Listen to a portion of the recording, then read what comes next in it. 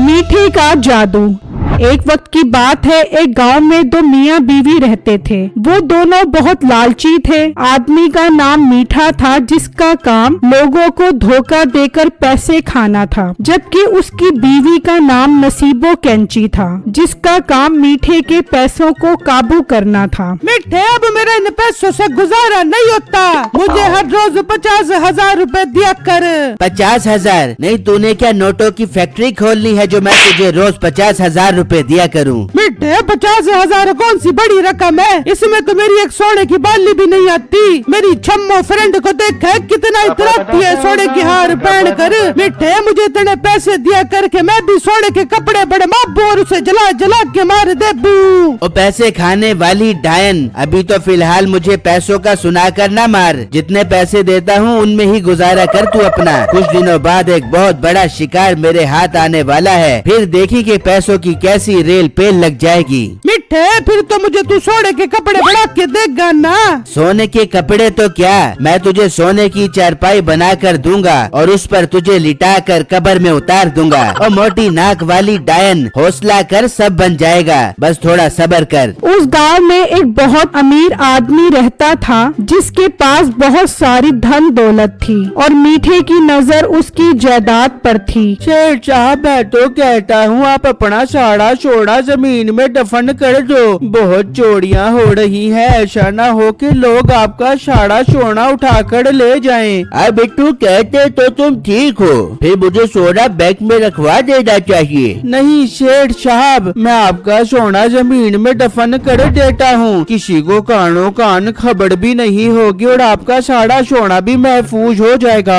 हाँ, ये आइडिया ठीक है। तुम इस घर के आस पास ही सोना दफन कर दो, इस तरह नजर के सामने भी रहेगा और लोगों की नजर से दूर भी रहेगा। ठीक है सेठ साहब, मैं आज रात को ही सोना जमीन में दफन कर देता हूँ। फिर जब रात होती है तो बिट्टू जमीन खोद कर वहाँ सारा सोना दफन कर देता है और निशानी के लिए वहाँ पर एक पत्थर रख देता है। इस तरह कई दिन बीत जाते हैं और अब मीठा घर से निकलने की तैयारी करता है। बेगम, दुआ करें, आज मैं उस सेठ के पास जा रहा हूँ उसका माल लूटने के लिए। अगर हमें माल मिल गया तो देखी इतना पैसा आ जाएगा कि तू सोच भी नहीं सकती। मीठे, एक शर्त पे तेरे लिए दुआ मांगूंगी, फिर तू मुझे सोने के कपड़े बना के देगा। हाँ हाँ, बना कर दूंगा, उसके पास पैसा ही इतना है। ये कहकर मीठा घर से निकलता है और उस सेठ के पास आ जाता है। आओ मीठे आओ, आज क्या खुशखबरी लेकर आए हो? सेठ साहब, आपके पास बहुत बड़ा खजाना आने वाला है, मैं ऐसी खुशखबरी लेकर आया हूँ आपके पास। वाह मीठे, सुनाओ, जल्दी सुनाओ। सेठ साहब, वो जो दूसरे गांव में बहुत बड़ी आयल की फैक्ट्री है ना, वो कोड़ियों के भाव मिल रही है। आप बस पैसा तैयार करें, फिर मैं वो फैक्ट्री आपके नाम करवा दूंगा। वाह मीठे, ये तो बहुत बड़ी खुशखबरी है। बिट्टू, तुमने जो जमीन में सोना छुपाया है वो सारा निकाल लो, हम जल्द वो फैक्ट्री खरीद लेंगे।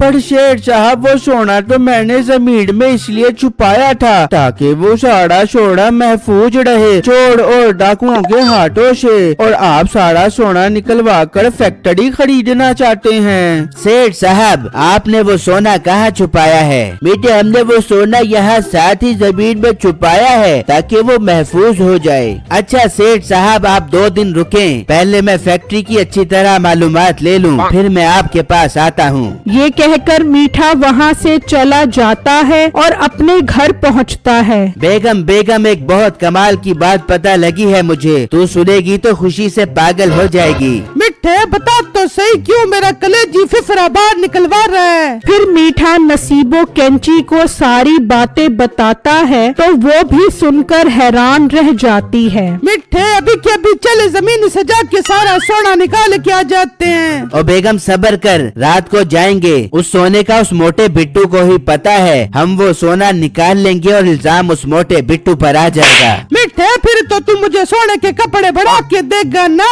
हाँ हाँ, मैं तुझे ऊपर से नीचे तक सोने से भर दूंगा। फिर जब रात होती है तो वो दोनों मियाँ बीवी घर से निकलते हैं और उस सेठ के घर आ जाते हैं। मिठे अब हमें कैसे पता चले बेगा कि सोना कहाँ पे दफन है? बेगम सब्र कर, मुझे देखने दे। फिर मीठा दाएं बाएं देखता है तो अचानक उसे जमीन पर एक पत्थर नजर आता है। बेगम मुझे तो लग रहा है वो सोना यहाँ पर ही होगा, जरूर उसने निशानी लगाई होगी उस पत्थर की। फिर वो दोनों वो वाली जगह खोदना शुरू कर देते हैं तो उन्हें वहाँ पर सोना नजर आता है। वो दोनों उसे देखकर खुश हो जाते हैं। वाह वाह, मिल गया, हमें सोना मिल गया। मिठे टाइम न जाया कर, जल्दी से उठा के चले यहाँ से। फिर वो दोनों जमीन में मट्टी डालकर सोना लेकर चले जाते हैं। अगले दिन उसका सेठ बिट्टू को वहाँ से सोना निकालने के लिए कहता है और जब बिट्टू जमीन खोदता है तो वहाँ कोई सोना नहीं होता। बिट्टू ये बात सेठ को बताता है तो उसे बहुत गुस्सा आता है और वो बिट्टू पर ही इल्जाम लगा देता है। सेठ साहब मुझसे कसम उठवा लो, मैंने यहाँ से सोना चोरी नहीं किया, मैं कसम खाता हूँ अपनी अम्मी अब्बू की। अपना मुंह बंद रखो, अगर मुझे 2 दिन के अंदर सोना वापस न मिला तो सोना कैसे निकलवाते हैं मैं अच्छी तरह जानता हूँ। मैं तुम्हारा और तुम्हारे घर वालों का वो हशर करूँगा कि तुम याद करोगे। बिट्टू ये सुनकर उदास होकर वहाँ से चला जाता है और अपने घर आकर सोचने लगता है कि सोना आखिर कहाँ जा सकता है। तो उसे फौरन मीठे पर शक जाता है क्योंकि कल उन्होंने ही उसे सोने के बारे में बताया था। अब मुझे शक नहीं बल्कि यकीन है कि ये सोना उसने ही चोरी किया होगा। मुझे अब मसले का हल निकालना पड़ेगा। बिट्टू प्लानिंग के मुताबिक अपने पूरे जिस्म पर नीला रंग करके अपना हुलिया तब्दील कर लेता है और घर से निकलकर मीठे के घर के पास से गुजरता है तो उन दोनों की नजर उस पर पड़ती है। मिठे ये तो खलाई मखलूक लग रही है, मुझे तो लगता है ये दूसरे सैयारे से आके हमारी जमीन पे गिर गया है। भाईजान मुझे खाना दे दो, बहुत जोर की भूख लग रही है। मिठे ये तो बोलता भी इंसानों की तरह है। जी मैं इंसानों की तरह बोलता हूँ, मैं मरीख सैयारे से आया हूँ, मैं एक बहुत बड़ा जादूगर हूँ। ओ मरीख सैयारे वाले नीले भाई, तेरा एक रोटी से भला हो जा बेगा। मैंने कहा ना मैं जादूगर हूँ, तुम एक रोटी लाओ मैं तुम्हें 2 रोटियाँ कर दूंगा। अरे नीले नीले रंग के सैयारे वाले भाई, क्या तू सोने को डबल कर दे बेगा? हाँ मैं हर चीज को डबल कर दूंगा। मिठे देख ले, हमारे पास मरीख सैयारे वाला नीले रंग का भाई आ गया, अब तो हमारे मजे हो जा बेंगे। नसीबो अंदर जाती है और वो सारा सोना लेकर आती है। बिट्टू उसे देखकर खुश हो जाता है। नीले भाई ये ले इसको डबल कर दे।